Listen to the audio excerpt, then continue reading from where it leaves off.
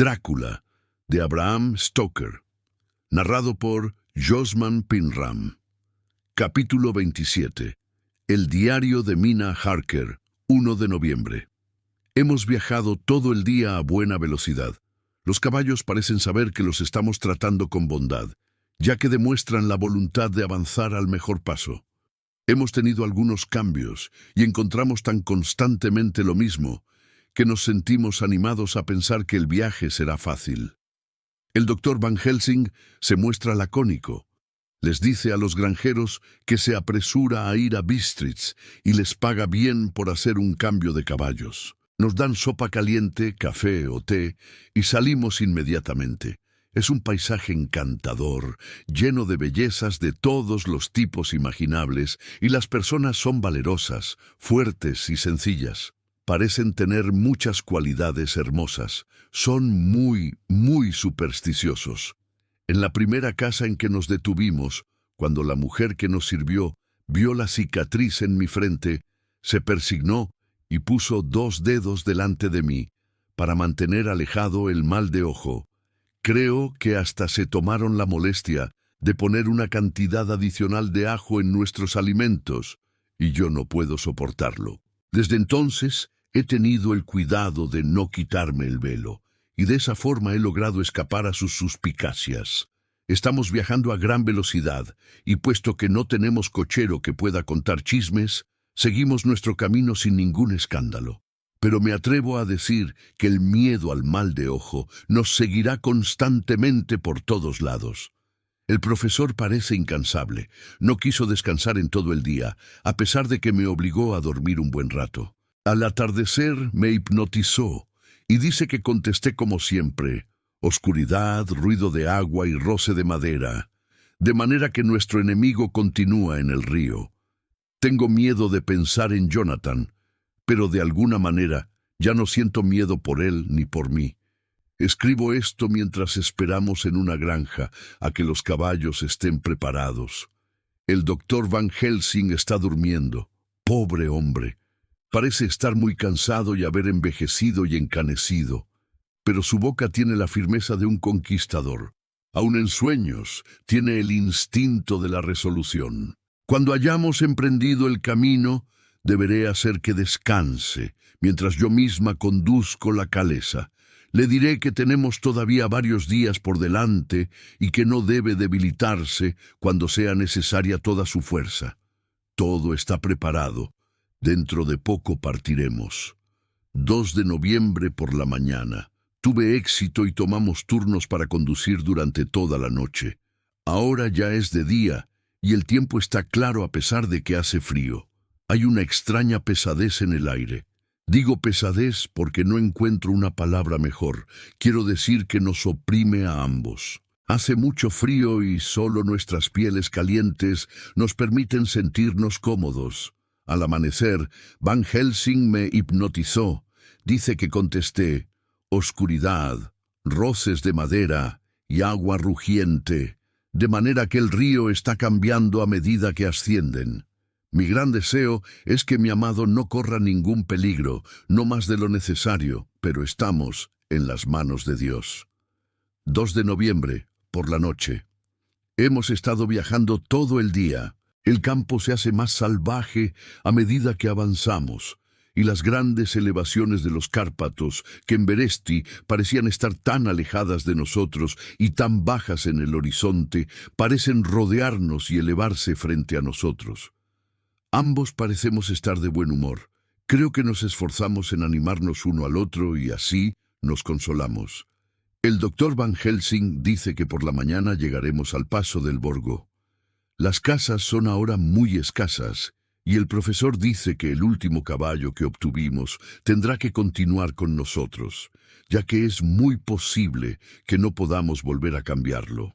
Tenemos 2, además de los otros 2 que cambiamos, de manera que ahora poseemos un buen tiro. Los caballos son pacientes y buenos, y no nos causan ningún problema. No nos preocupamos de otros viajeros, de manera que hasta yo puedo conducir. Llegaremos al paso de día, No queremos llegar antes, de manera que vamos con calma y ambos tomamos un largo descanso, por turnos. ¿Qué nos traerá el día de mañana? Vamos hacia el lugar en donde mi pobre esposo sufrió tanto. Dios nos permita llegar con bien hasta allí y que Él se digne cuidar a mi esposo y a los que nos son queridos, que se encuentran en un peligro tan mortal. En cuanto a mí, no soy digna de Él. ¡Ay! No estoy limpia ante sus ojos, y así permaneceré hasta que Él se digne permitirme estar ante su presencia, como uno de los que no han provocado su ira. Memorando de Abraham Van Helsing, 4 de noviembre. Esto es para mi antiguo y sincero amigo, el Dr. John Seward, de Purefleet, Londres. En caso de que no lo pueda volver a ver, es posible que aclare. Es de mañana, y escribo junto al fuego que nos ha mantenido vivos durante toda la noche. La señora Mina me ha ayudado. Hace frío, mucho frío. Tanto que el cielo gris y pesado está lleno de nieve que, cuando caiga, permanecerá durante todo el invierno, ya que la tierra se está endureciendo para recibirla. Parece haber afectado a la señora Mina. Ha tenido la cabeza tan pesada durante todo el día que no parece ser la misma.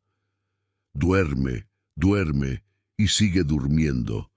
Ella, que es siempre tan vivaz, no ha hecho casi absolutamente nada en todo el día. Hasta ha perdido el apetito. No hizo ninguna anotación en su diario, ella que tan fielmente había escrito en cada una de nuestras paradas. Algo me dice que no todo marcha bien. Sin embargo, esta noche está más vivaz. Su largo sueño del día la ha refrescado y restaurado, y ahora está tan dulce y despierta como siempre. Traté de hipnotizarla al amanecer, pero sin obtener ningún resultado positivo. El poder ha ido disminuyendo continuamente, día a día, y esta noche me falló por completo. Bueno, que se haga la voluntad de Dios, cualquiera que sea y a donde quiera que nos lleve. Ahora pasemos a lo histórico. Ya que la señora Mina no escribió en su diario, debo, en mi laborioso lenguaje antiguo, hacerlo, de manera que ningún día que pasamos quede sin ser registrado. Llegamos al paso del Borgo un poco antes del amanecer, ayer por la mañana. Cuando observé los signos precursores del alba, me preparé a hipnotizarla. Detuvimos la calesa y descendimos con el fin de que nada nos perturbara. Hice una especie de sofá con pieles, y la señora Mina, después de acostarse, se prestó a la hipnosis como siempre, pero más lenta y brevemente que nunca. Como antes, su respuesta fue oscuridad y aguas agitadas.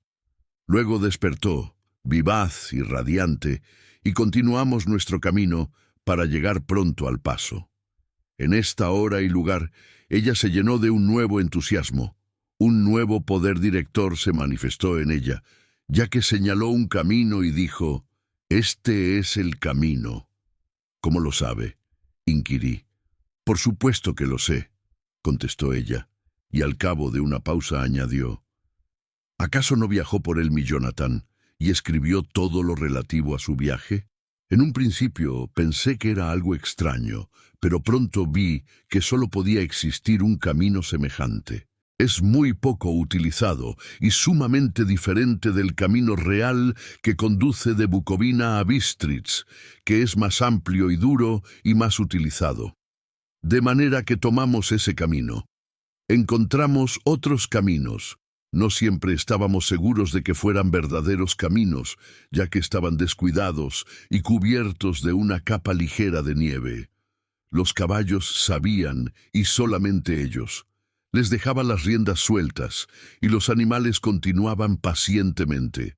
Una detrás de otra encontramos todas las cosas que Jonathan anotó en el maravilloso diario que escribió. Luego proseguimos, durante largas y prolongadas horas.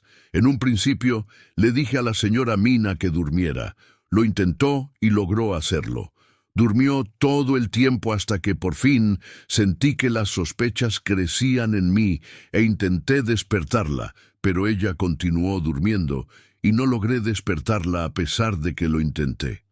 No quise hacerlo con demasiada fuerza por no dañarla, ya que yo sé que ha sufrido mucho y que el sueño, en ocasiones, puede ser muy conveniente para ella. Creo que yo me adormecí porque de pronto me sentí culpable, como si hubiera hecho algo indebido. Me encontré erguido, con las riendas en la mano y los hermosos caballos que trotaban como siempre. Bajé la mirada y vi que la señora Mina continuaba dormida. No falta mucho para el atardecer y, sobre la nieve, la luz del sol riela, como si fuera una enorme corriente amarilla, de manera que nosotros proyectamos una larga sombra en donde la montaña se eleva verticalmente. Estamos subiendo y subiendo continuamente, y todo es, muy agreste y rocoso, como si fuera el fin del mundo. Luego, desperté a la señora Mina. Esta vez despertó sin gran dificultad y, luego, traté de hacerla dormir hipnóticamente, pero no lo logré. Era como si yo no estuviera allí.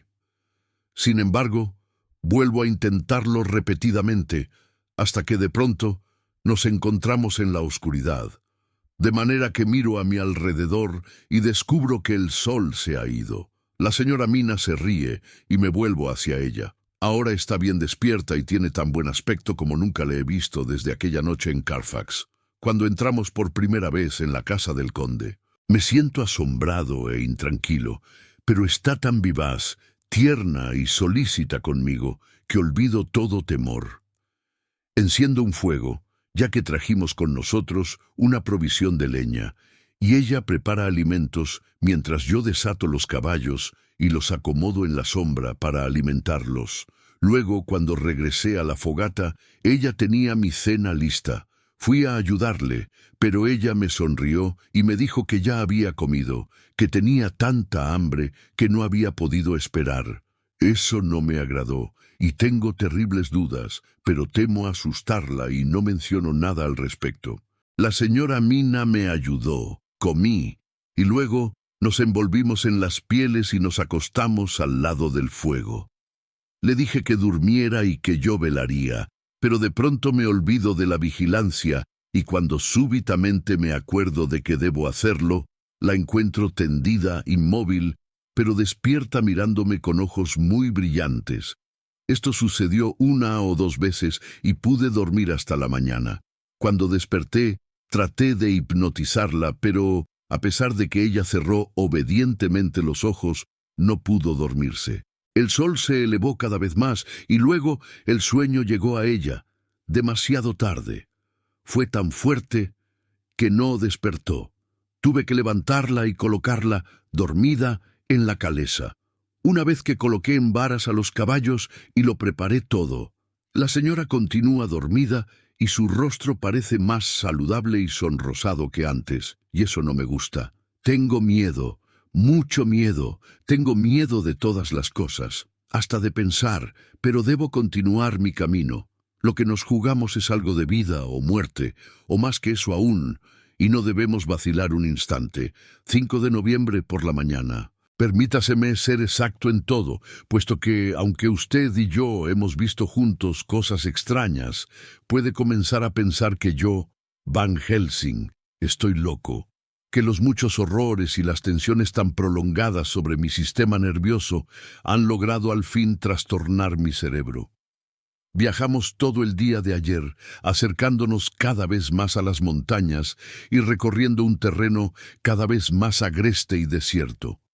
Hay precipicios gigantescos y amenazadores, muchas cascadas, y la naturaleza parece haber realizado en alguna época su carnaval. La señora Mina sigue durmiendo constantemente, y aunque yo sentí hambre y la satisfice, no logré despertarla, ni siquiera para comer.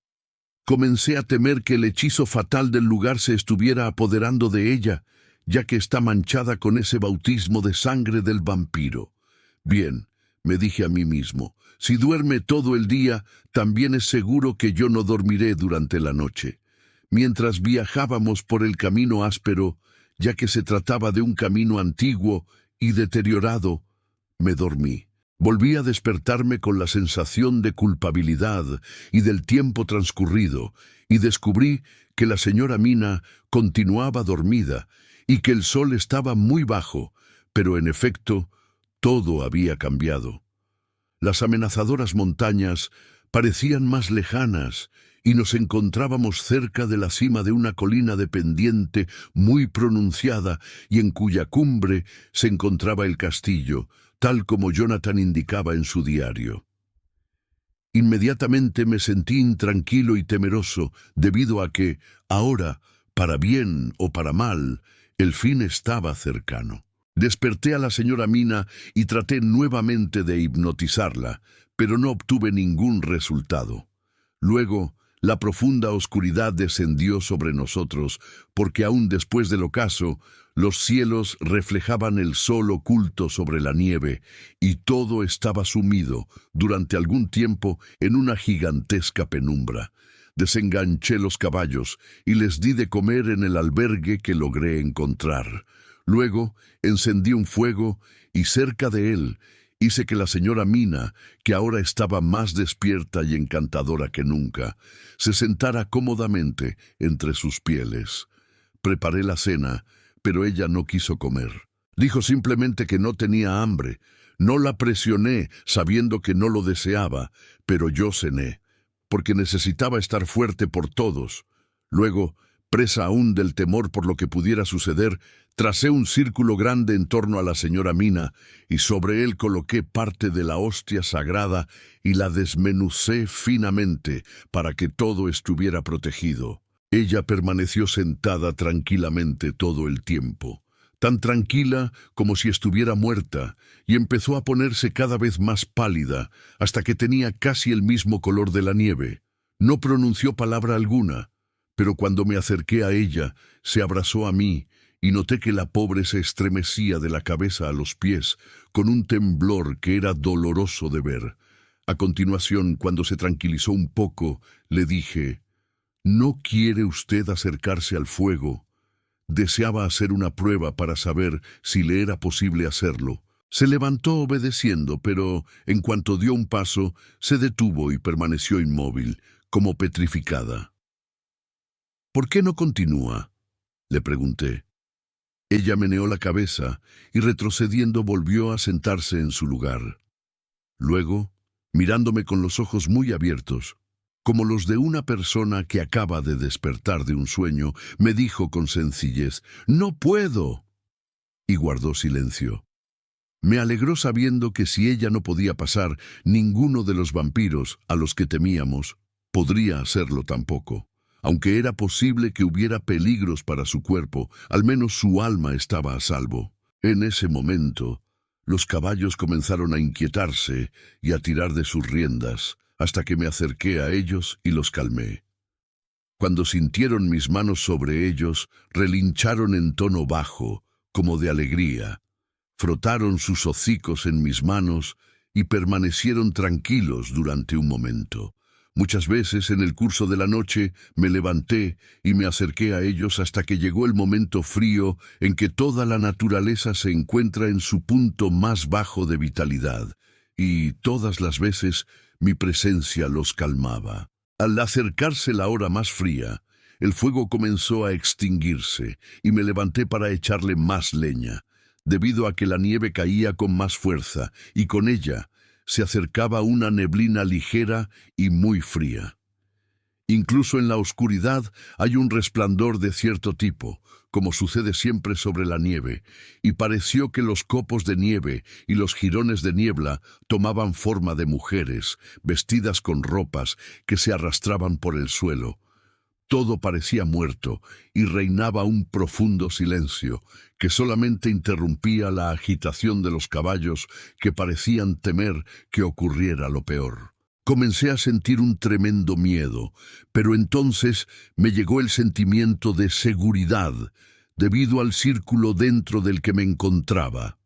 Comencé a pensar también que todo era debido a mi imaginación en medio de la noche, a causa del resplandor, de la intranquilidad, de la fatiga y de la terrible ansiedad. Era como si mis recuerdos de las terribles experiencias de Jonathan me engañaran, porque los copos de nieve y la niebla comenzaron a girar en torno a mí, hasta que pude captar una imagen borrosa de aquellas mujeres que lo habían besado. Luego los caballos se agacharon cada vez más y se lamentaron aterrorizados, como los hombres lo hacen en medio del dolor. Hasta la locura del temor les fue negada, de manera que pudieran alejarse. Sentí temor por mi querida señora Mina, cuando aquellas extrañas figuras se acercaron y me rodearon. La miré, pero ella permaneció sentada tranquila, sonriéndome. Cuando me acerqué al fuego para echarle más leña, me cogió una mano y me retuvo. Luego susurró, con una voz que uno escucha en sueños, sumamente baja. ¡No! ¡No! ¡No salga! ¡Aquí está seguro! Me volví hacia ella y le dije, mirándola a los ojos, «Pero, ¿y usted? Es por usted por quien temo». Al oír eso se echó a reír, con una risa ronca e irreal, y dijo, «¿Teme por mí? ¿Por qué teme por mí? Nadie en todo el mundo está mejor protegido contra ellos que yo». Y mientras me preguntaba el significado de sus palabras, una ráfaga de viento hizo que la llama se elevara y vi la cicatriz roja en su frente. Luego lo comprendí. Y si no lo hubiera comprendido entonces, pronto lo hubiera hecho, gracias a las figuras de niebla y nieve que giraban y que se acercaban, pero manteniéndose lejos del círculo sagrado. Luego comenzaron a materializarse, hasta que si Dios no se hubiera llevado mi cordura, porque lo vi con mis propios ojos, estuvieron ante mí, en carne y hueso, las mismas 3 mujeres que Jonathan vio en la habitación cuando le besaron la garganta. Yo conocía las imágenes que giraban, los ojos brillantes y duros, las dentaduras blancas, el color sonrosado y los labios voluptuosos. Le sonreían continuamente a la pobre señora Mina, y al resonar sus risas en el silencio de la noche, agitaban los brazos y la señalaban, hablando con las voces resonantes y dulces de las que Jonathan había dicho que eran insoportablemente dulces, como cristalinas. «Ven, hermana, ven con nosotras, ven, ven», le decían. Lleno de temor, me volví hacia mi pobre señora Mina y mi corazón se elevó como una llama lleno de gozo, porque, el terror que se reflejaba en sus dulces ojos y la repulsión y el horror hacían comprender a mi corazón que aún había esperanzas. Gracias sean dadas a Dios, porque no era aún una de ellas.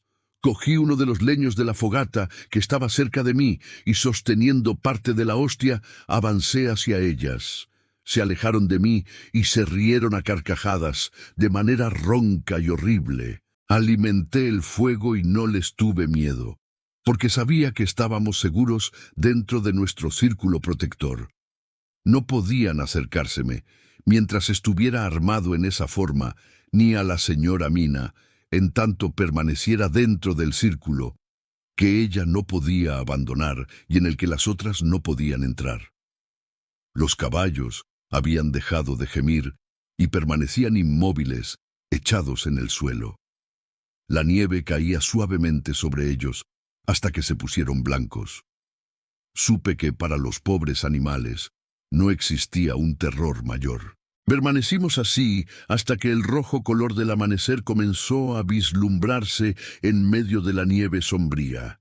Me sentía desolado y temeroso, lleno de presentimientos y terrores, pero cuando el hermoso sol comenzó a ascender por el horizonte, la vida volvió a mí. Al aparecer el alba, las figuras horribles se derritieron en medio de la niebla y la nieve que giraba.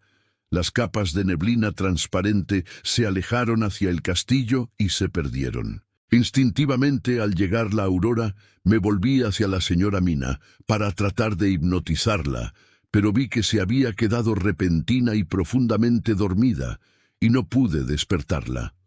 Traté de hipnotizarla dormida, pero no me dio ninguna respuesta en absoluto y el sol salió.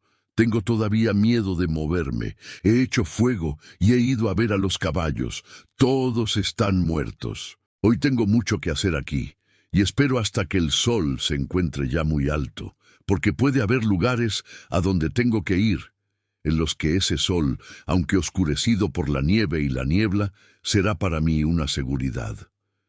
Voy a fortalecerme con el desayuno, y después voy a ocuparme de mi terrible trabajo. La señora Mina duerme todavía, y, gracias a Dios, está tranquila en su sueño. Del diario de Jonathan Harker, 4 de noviembre, por la noche. El accidente de la lancha había sido terrible para nosotros. A no ser por él, hubiéramos atrapado el bote desde hace mucho tiempo, y para ahora mi querida Mina estaría ya libre. Temo pensar en ella, lejos del mundo, en aquel horrible lugar. Hemos conseguido caballos, y seguimos por el camino.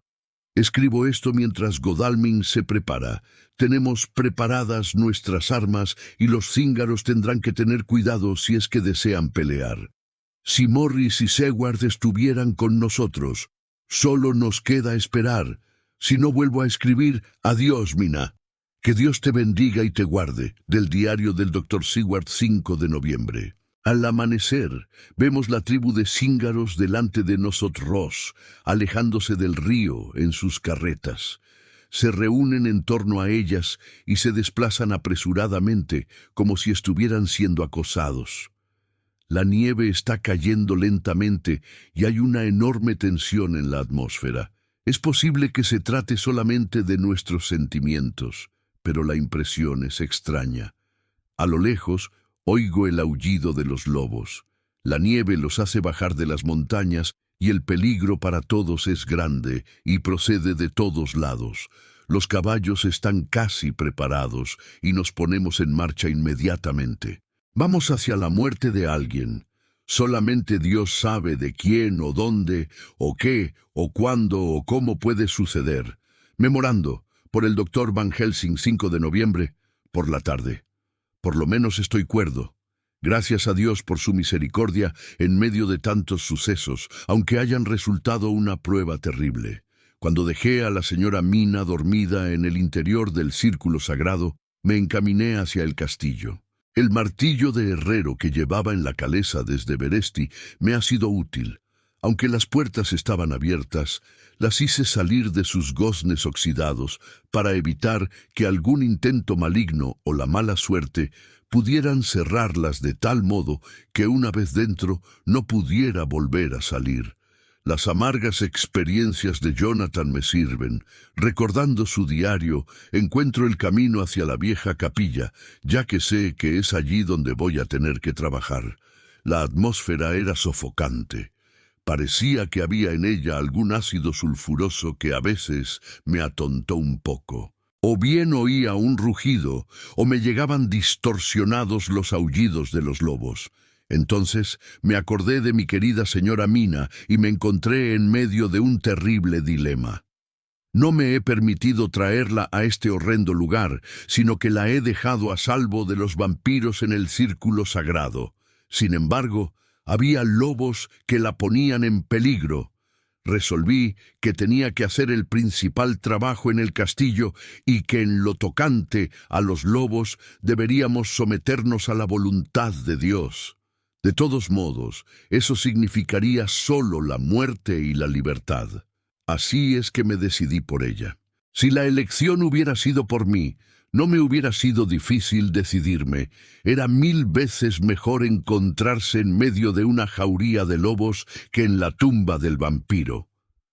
Por consiguiente, decidí continuar mi trabajo. Sabía que había al menos 3 tumbas que encontrar, las cuales estaban habitadas. De modo que busqué sin descanso y encontré una de ellas. Estaba tendida en su sueño de vampiro, tan llena de vida y de voluptuosa belleza que me estremecí, como si me dispusiera a cometer un crimen. No pongo en duda que en la antigüedad a muchos hombres que se disponían a llevar a cabo una tarea como la mía les fallaran el corazón y los nervios. Por consiguiente, se retrasaba hasta que la misma belleza de la muerta viva lo hipnotizaba, y se quedaba allí hasta que llegaba la puesta del sol y cesaba el sueño del vampiro. Entonces, los hermosos ojos de la mujer vampiro se abrían y lo miraban llenos de amor, y los labios voluptuosos se entreabrían para besar. El hombre es débil. Así había una víctima más en la guarida del vampiro, uno más que engrosaba las filas terribles de los muertos vivos. Desde luego existe cierta fascinación, puesto que me conmuevo ante la sola presencia de una mujer tan bella, aun cuando esté tendida en una tumba destartalada por los años y llena del polvo de varios siglos, aunque había ese olor horrible que flotaba en la guarida del conde. Sí, me sentía turbado. Yo, Van Helsing, a pesar de mis propósitos y de mis motivos de odios, sentía la necesidad de un retraso que parecía paralizar mis facultades y aferrarme el alma misma. Era posible que la necesidad de sueño natural y la extraña opresión del aire me estuvieran abrumando. Estaba seguro de que me estaba dejando dominar por el sueño. El sueño con los ojos abiertos de una persona que se entrega a una dulce fascinación, cuando llegó a través del aire silencioso y lleno de nieve un gemido muy prolongado, tan lleno de aflicción y de pesar, que me despertó como si hubiera sido una trompeta, puesto que era la voz de la señora Mina la que estaba oyendo. Luego me dediqué a mi horrible tarea y descubrí, levantando las losas de las tumbas, a otra de las hermanas, la otra morena. No me detuve a mirarla, como lo había hecho con su hermana, por miedo de quedar fascinado otra vez. Continúo buscando hasta que, de pronto, descubro en una gran tumba que debió ser construida para una mujer muy amada, a la otra hermana, a la que, como mi amigo Jonathan, he visto materializarse de la niebla. Era tan agradable de contemplar, de una belleza tan radiante y tan exquisitamente voluptuosa, que el mismo instinto de hombre en mí, que exigía parte de mi sexo para amar y proteger a una de ellas, hizo que mi cabeza girara con una nueva emoción. Pero, gracias a Dios, aquel lamento prolongado de mi querida señora Mina no había cesado todavía en mis oídos, y antes de que el hechizo pudiera afectarme otra vez, ya me había decidido a llevar a cabo mi terrible trabajo. Había registrado todas las tumbas de la capilla, según creo, y como solamente había habido cerca de nosotros, durante la noche, 3 de esos fantasmas de muertas vivas, supuse que no había más muertas vivas activas que ellas. Había una gran tumba, más señorial que todas las demás, enorme y de nobles proporciones. Sobre ella había escrita una sola palabra: Drácula. Así pues, aquella era la tumba del rey vampiro, al que se debían tantos otros. El hecho de que estuviese vacía fue lo suficientemente elocuente como para asegurarme de lo que ya sabía. Antes de comenzar a restaurar a aquellas mujeres a su calidad de muertas verdaderas, por medio de mi horrible trabajo, dejé una parte de la hostia sagrada en la tumba de Drácula, haciendo así que la entrada le fuera prohibida y que permaneciera eternamente como muerto vivo. Entonces comenzó mi terrible tarea y tuve horror de ella. Si solamente hubiera sido una, no resultaría difícil, relativamente. Pero eran 3. Tenía que recomenzar 2 veces después de haber llegado al colmo del horror, puesto que si fue terrible con la dulce Lucy, ¿cómo no iba a serlo con aquellas desconocidas que habían sobrevivido durante varios siglos y que habían sido fortalecidas por el paso de los años? Si pudieran, lucharían por sus horrendas vidas. Oh, amigo John, era un trabajo de carnicero. Si no me hubiera dado ánimos el pensar en otros muertos y en los vivos sobre los que pesaba un error semejante, no habría podido hacerlo. No ceso de temblar todavía, aunque hace tiempo ya que el trabajo ha concluido. Gracias a Dios, mis nervios no me traicionaron. Si no hubiera visto el reposo en primer lugar y la alegría que se extendió sobre el rostro del cadáver un momento antes de que comenzara la disolución, como demostración de que un alma había sido liberada, no hubiera podido concluir mi carnicería. No hubiera podido soportar el terrible ruido de la estaca al penetrar, los labios cubiertos de espuma sanguinolenta, ni el retorcerse del cuerpo. Debí dejar mi trabajo sin terminar, huyendo aterrorizado de allí, pero ya está concluido. Y en cuanto a las pobres almas, puedo ahora sentir lástima por ellas y derramar lágrimas, puesto que vi la paz que se extendía sobre sus rostros antes de desaparecer. Puesto que, amigo John, apenas había cortado con mi cuchillo la cabeza de todas ellas, cuando los cuerpos comenzaron a desintegrarse hasta convertirse en el polvo natural, como si la muerte que debía haberse producido varios siglos antes se hubiera finalmente establecido con firmeza, proclamando: «Aquí estoy». Antes de salir del castillo, cerré las puertas de tal modo que nunca volviera a poder entrar el conde como muerto vivo. Cuando entré en el círculo sagrado en cuyo interior dormía la señora Mina, despertó y, al verme, me dijo llorando que yo había soportado ya demasiado. «Vámonos», dijo, «alejémonos de este horrible lugar. Vamos a salir al encuentro de mi esposo, que ya está en camino hacia nosotros, lo sé». Tenía un aspecto frágil, pálido y débil, pero sus ojos estaban puros y brillaban con fervor. Estaba contento de ver su palidez y su aspecto enfermizo, ya que mi mente estaba todavía llena del horror producido al ver aquel sueño de las mujeres vampiros. Así, con confianza y esperanza, y sin embargo llenos de temor, nos dirigimos hacia el este, para reunirnos con nuestros amigos y con él, puesto que la señora Mina dice que sabe que vienen a nuestro encuentro. Del diario de Mina Harker, 6 de noviembre. Estaba ya bastante avanzada la tarde cuando el profesor y yo nos pusimos en marcha hacia el este, por donde sabía yo que se estaba acercando Jonathan. No avanzamos rápidamente, debido a que el terreno era muy en pendiente y teníamos que llevar con nosotros pesadas pieles y abrigos, porque no deseábamos correr el riesgo de permanecer sin ropas calientes en medio del frío y de la nieve. Además, tuvimos que llevarnos parte de nuestras provisiones, ya que estábamos en una comarca absolutamente desolada, y en toda la extensión que abarcaba nuestra mirada, sobre la nieve, no se veía ningún lugar habitado.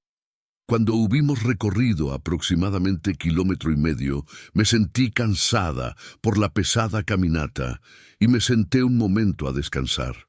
Entonces miramos atrás y vimos el lugar en que el altivo castillo de Drácula destacaba contra el cielo, debido a que estábamos en un lugar tan bajo con respecto a la colina sobre la que se levantaba, que los Cárpatos se encontraban muy lejos detrás de él. Lo vimos en toda su grandeza, casi pendiente sobre un precipicio enorme, y parecía que había una gran separación entre la cima y las otras montañas que lo rodeaban por todos lados.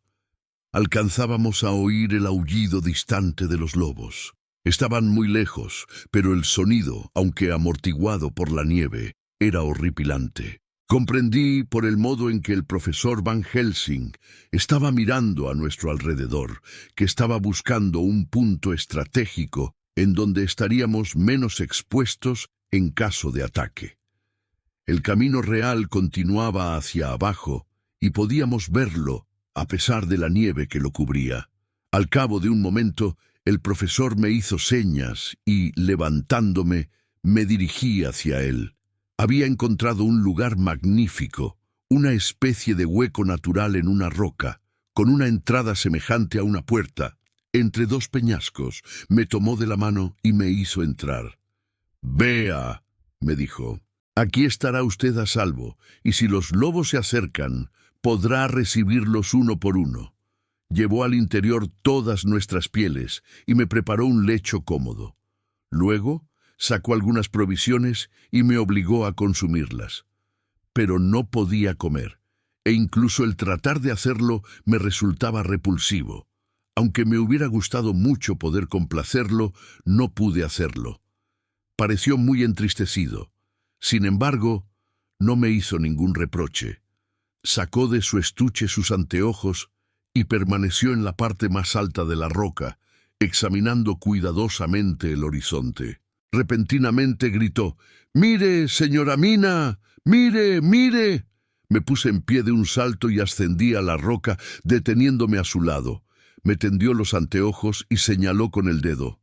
La nieve caía con mayor fuerza y giraba en torno nuestro con furia, debido a que se había desatado un viento muy fuerte. Sin embargo, había veces en que la ventisca se calmaba un poco y lograba ver una gran extensión de terreno. Desde la altura en que nos encontrábamos, era posible ver a gran distancia y, a lo lejos, más allá de la blanca capa de nieve, el río que avanzaba formando meandros, como una cinta negra, justamente frente a nosotros y no muy lejos, en realidad tan cerca que me sorprendió que no los hubiéramos visto antes. Avanzaba un grupo de hombres montados a caballo, que se apresuraban todo lo que podían. En medio de ellos llevaban una carreta, un vehículo largo que se bamboleaba de un lado a otro, como la cola de un perro, cuando pasaba sobre alguna desigualdad del terreno. En contraste con la nieve, tal y como aparecían, comprendí por sus ropas que debía tratarse de campesinos o de guanos. Sobre la carreta había una gran caja cuadrada, y sentí que mi corazón comenzaba a latir fuertemente debido a que presentía que el fin estaba cercano. La noche se iba acercando ya, y sabía perfectamente que, a la puesta del sol, la cosa que estaba encerrada en aquella caja podría salir y, tomando alguna de las formas que estaban en su poder, eludir la persecución. Aterrorizada me volví hacia el profesor y vi consternada que ya no estaba a mi lado. Un instante después lo vi debajo de mí. Alrededor de la roca había trazado un círculo semejante al que había servido la noche anterior para protegernos. Cuando lo terminó, se puso otra vez a mi lado, diciendo: «Al menos estará usted aquí a salvo de él». Me tomó los anteojos de las manos y al siguiente momento de calma recorrió con la mirada todo el terreno que se extendía a nuestros pies. «Vea», dijo, «se acercan rápidamente, espoleando los caballos y avanzando tan velozmente como el camino se lo permite». Hizo una pausa y un instante después continuó con voz hueca: «Se están apresurando a causa de que está cerca la puesta del sol. Es posible que lleguemos demasiado tarde. Que se haga la voluntad del Señor». Volvió a caer otra vez la nieve con fuerza y todo el paisaje desapareció. Sin embargo, pronto se calmó y, una vez más, el profesor escudriñó la llanura con ayuda de sus anteojos. Luego gritó repentinamente: «¡Mire, mire, mire! Vea, 2 jinetes los siguen rápidamente procedentes del sur. Deben ser Quincy y John. Tome los anteojos. Mire antes de que la nieve nos impida ver otra vez». Tomé los anteojos y miré. Los 2 hombres podían ser el señor Morris y el doctor Seward. En todo caso, estuve segura de que ninguno de ellos era Jonathan. Al mismo tiempo sabía que Jonathan no se encontraba lejos. Mirando en torno mío, vi al norte del grupo que se acercaban otros 2 hombres, que galopaban a toda la velocidad que podían desarrollar sus monturas. Comprendí que uno de ellos era Jonathan, y por supuesto supuse que el otro debía ser Lord Godalming Ng. Ellos también estaban persiguiendo al grupo de la carreta. Cuando se lo dije al profesor, saltó de alegría, como un escolar, y después de mirar atentamente hasta que otra ventisca de nieve hizo que toda visión fuera imposible, preparó su Winchester, colocándolo sobre uno de los peñascos, preparado para disparar. «Están convergiendo todos», dijo. «Cuando llegue el momento, tendremos gitanos por todos lados». Saqué mi revólver y lo mantuve a punto de disparar, ya que, mientras hablábamos, el aullido de los lobos sonó mucho más cerca. Cuando la tormenta de nieve se calmó un poco, volvimos a mirar. Era extraño ver la nieve que caía con tanta fuerza en el lugar en que nosotros nos encontrábamos, y un poco más allá, ver brillar el sol, cada vez con mayor intensidad, acercándose cada vez más a la línea de montañas. Al mirar en torno nuestro, pude ver manchas que se desplazaban sobre la nieve, solas, en parejas o en tríos y en grandes números. Los lobos se estaban reuniendo para atacar a sus presas. Cada instante que pasaba parecía una eternidad mientras esperábamos. El viento se hizo de pronto más fuerte y la nieve caía con furia, girando sobre nosotros sin descanso. A veces no llegábamos a ver ni siquiera a la distancia de nuestros brazos extendidos, pero en otros momentos el aire se aclaraba y nuestra mirada abarcaba todo el paisaje. Durante los últimos tiempos nos habíamos acostumbrado tanto a esperar la salida y la puesta del sol, que sabíamos exactamente cuándo iba a producirse. No faltaba mucho para el ocaso. Era difícil creer que, de acuerdo con nuestros relojes, hacía menos de una hora que estábamos sobre aquella roca, esperando mientras los 3 grupos de jinetes convergían sobre nosotros. El viento se fue haciendo cada vez más fuerte y soplaba de manera más regular desde el norte. Parecía que las nubes cargadas de nieve se habían alejado de nosotros, porque había cesado, salvo copos ocasionales. Resultaba bastante extraño que los perseguidos no se percataran de que eran perseguidos, o que no se preocuparan en absoluto de ello. Sin embargo, parecían apresurarse cada vez más. Mientras el sol descendía sobre las cumbres de las montañas, se iban acercando.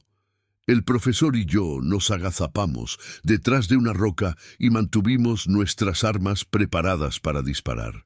Comprendí que estaba firmemente determinado a no dejar que pasaran. Ninguno de ellos se había dado cuenta de nuestra presencia. Repentinamente, 2 voces gritaron con fuerza. ¡Alto! Una de ellas era la de mi Jonathan, que se elevaba en tono de pasión. La otra era la voz resuelta y de mando del señor Morris. Era posible que los gitanos no comprendieran la lengua, pero el tono en que fue pronunciada esa palabra no dejaba lugar a dudas, sin que importara en absoluto en qué lengua había sido dicha. Instintivamente tiraron de las riendas, y de pronto Lord Godalming y Jonathan se precipitaron hacia uno de los lados, y el señor Morris y el doctor Seward por el otro. El líder de los gitanos, un tipo de aspecto impresionante que montaba a caballo como un centauro, les hizo un gesto, ordenándoles retroceder, y con voz furiosa les dio a sus compañeros orden de entrar en acción. Espolearon a los caballos que se lanzaron hacia adelante, pero los 4 jinetes levantaron sus rifles Winchester, y de una manera inequívoca les dieron la orden de detenerse. En ese mismo instante, el doctor Van Helsing y yo nos pusimos en pie detrás de las rocas y apuntamos a los gitanos con nuestras armas. Viendo que estaban rodeados, los hombres tiraron de las riendas y se detuvieron.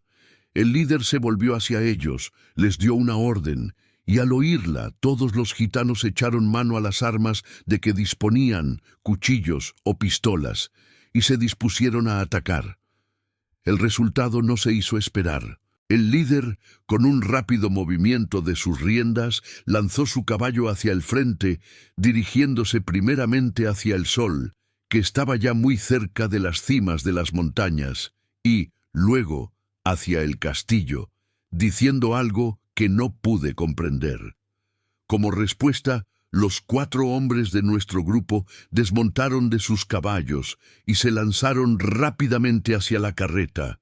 Debía haberme sentido terriblemente aterrorizada al ver a Jonathan en un peligro tan grande, pero el ardor de la batalla se había apoderado de mí, lo mismo que de todos los demás. No tenía miedo, sino un deseo salvaje y apremiante de hacer algo. Viendo el rápido movimiento de nuestros amigos, el líder de los gitanos dio una orden, y sus hombres se formaron instantáneamente en torno a la carreta, en una formación un tanto indisciplinada, empujándose y estorbándose unos a otros en su afán por ejecutar la orden con rapidez. En medio de ellos alcancé a ver a Jonathan, que se abría paso por un lado hacia la carreta, mientras el señor Morris lo hacía por el otro. Era evidente que tenían prisa por llevar a cabo su tarea antes de que se pusiera el sol. Nada parecía poder detenerlos o impedirles el paso, ni las armas que les apuntaban, ni los cuchillos de los gitanos que estaban formados frente a ellos, ni siquiera los aullidos de los lobos a sus espaldas parecieron atraer su atención. La impetuosidad de Jonathan y la firmeza aparente de sus intenciones parecieron abrumar a los hombres que se encontraban frente a él, puesto que, instintivamente, retrocedieron y lo dejaron pasar. Un instante después, subió a la carreta y con una fuerza que parecía increíble, levantó la caja y la lanzó al suelo, sobre las ruedas. Mientras tanto, el señor Morris había tenido que usar la fuerza para atravesar el círculo de gitanos. Durante todo el tiempo en que había estado observando angustiada a Jonathan, vi con el rabillo del ojo a Quincy, que avanzaba, luchando desesperadamente entre los cuchillos de los gitanos que brillaban al sol y se introducían en sus carnes. Se había defendido con su puñal y finalmente creí que había logrado pasar sin ser herido. Pero cuando se plantó de un salto al lado de Jonathan, que se había bajado ya de la carreta, pude ver que con la mano izquierda se sostenía el costado y que la sangre brotaba entre sus dedos. Sin embargo, no se dejó acobardar por eso, puesto que Jonathan, con una energía desesperada, estaba atacando la madera de la caja con su gran cuchillo kukri para quitarle la tapa, y Quincy atacó frenéticamente el otro lado con su puñal. Bajo el esfuerzo de los dos hombres, la tapa comenzó a ceder y los clavos salieron con un chirrido seco. Finalmente, la tapa de la caja cayó a un lado. Para entonces, los gitanos, viéndose cubiertos por los Winchesters y a merced del Lord Godalming y del Dr. Seward, habían cedido y ya no presentaban ninguna resistencia. El sol estaba casi escondido ya entre las cimas de las montañas y las sombras de todo el grupo se proyectaban sobre la tierra.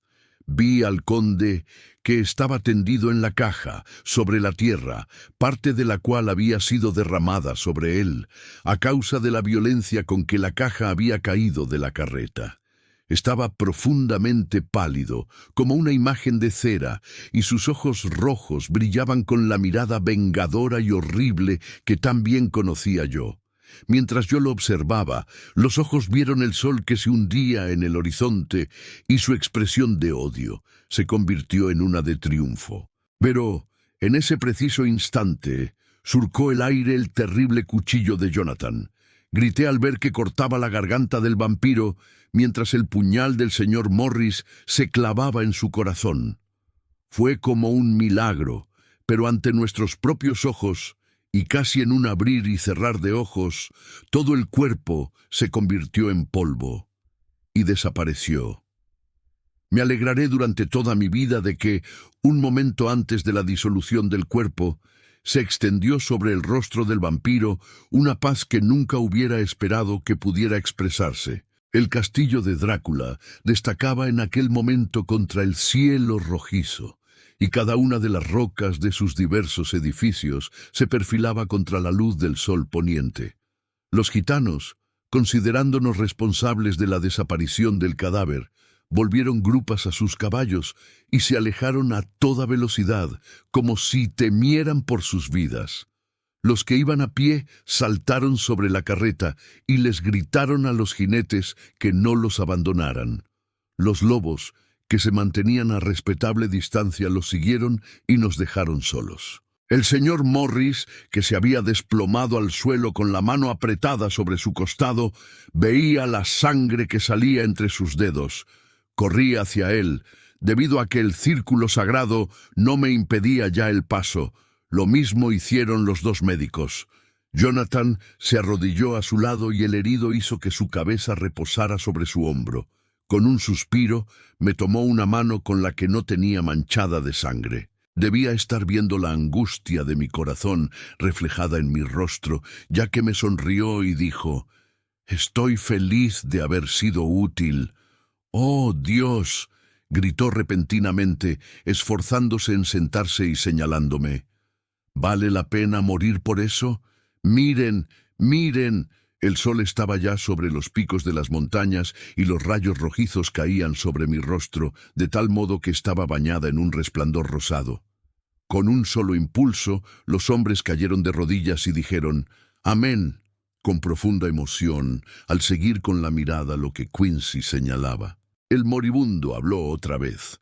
«Gracias, Dios mío, porque todo esto no ha sido en vano. Vean, ni la nieve está más limpia que su frente. La maldición ha concluido».